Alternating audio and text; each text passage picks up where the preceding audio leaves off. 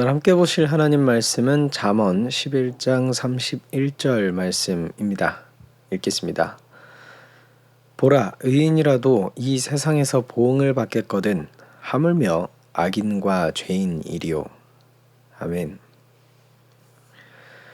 네, 잠언 11장도 오늘로서 마지막을 맞게 되었습니다. 네, 이 말씀으로 들어가 보도록 하죠. 여기 보시면 의인도 나오고 보응에 대한 이야기도 나옵니다.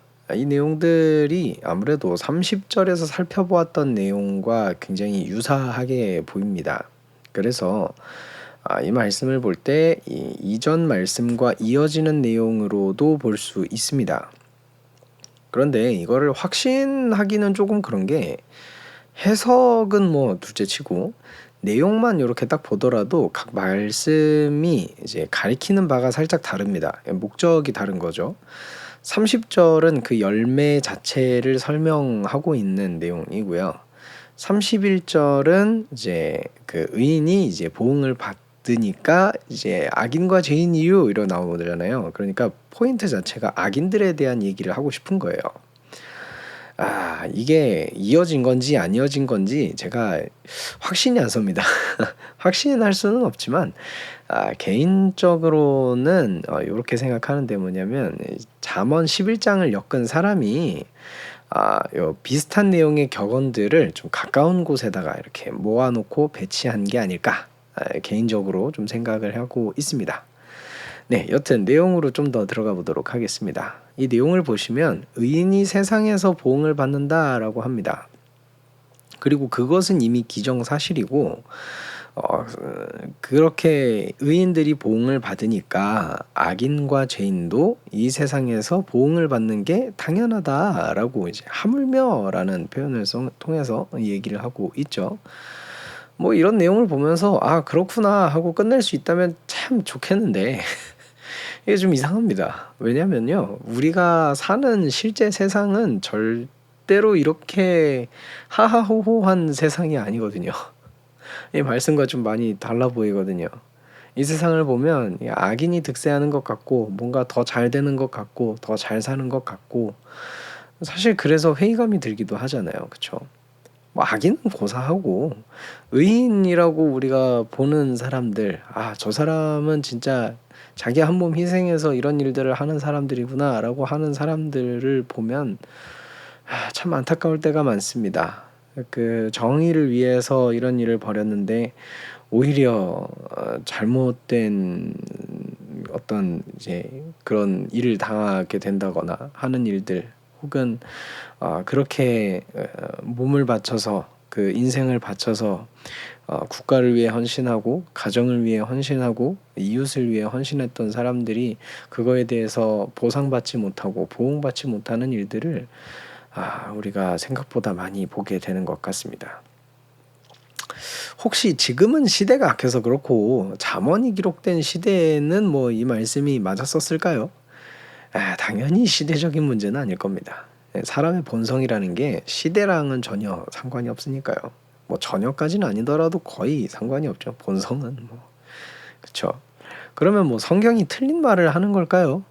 그냥 이상적인 말을 이렇게 모아놓고 나열했을 뿐일까요?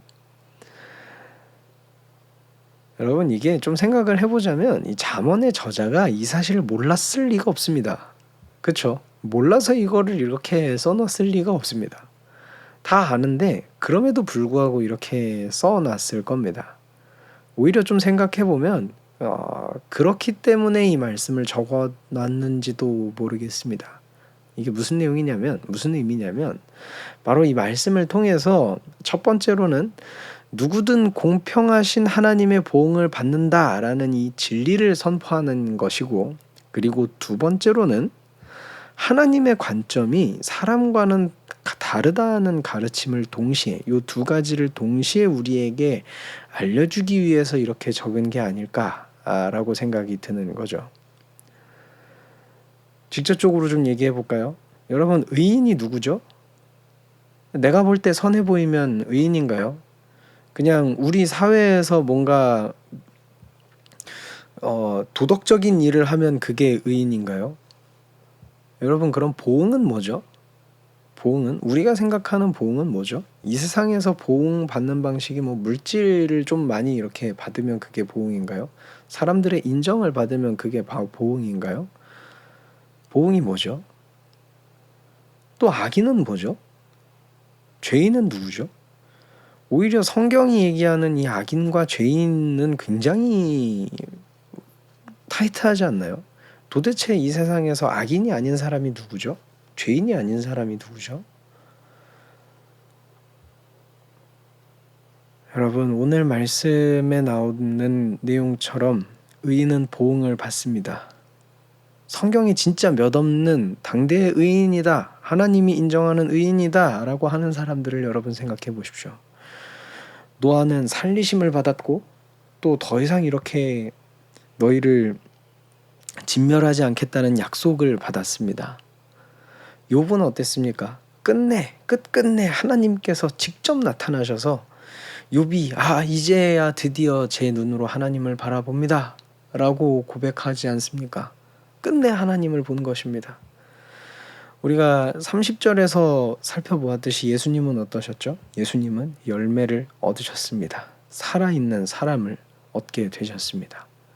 그렇습니다. 의인은 보응을 받습니다. 마찬가지로 악인과 죄인도 하나님의 보응을 받을 것입니다.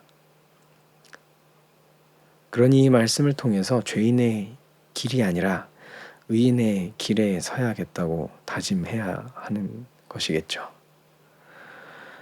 오늘 말씀을 통해서 하나님의 기준을 다시금 생각해 봅니다. 나와는 너무나도 다르고 나는 도저히 이해할 수도 없는 그 높고도 깊으신 그 하나님의 기준을 생각하게 됩니다. 또 다른 한편으로는 죄인된 나를 위해서 내가 믿음을 가질 수 있도록 하시고, 그리고 믿는 자에게 의롭다 칭해 주시는 그 하나님의 은혜를 베풀어 주셨음을 다시금 기억해 봅니다. 그래서 악인으로서 죄인으로서 죽을 수밖에 없던 내가 그 은혜로 말미암아 의인의 길에 설 수 있는 존재가 되었음을 다시금 기억해 보며 하나님 앞에 감사하게 되는 말씀인 것 같습니다.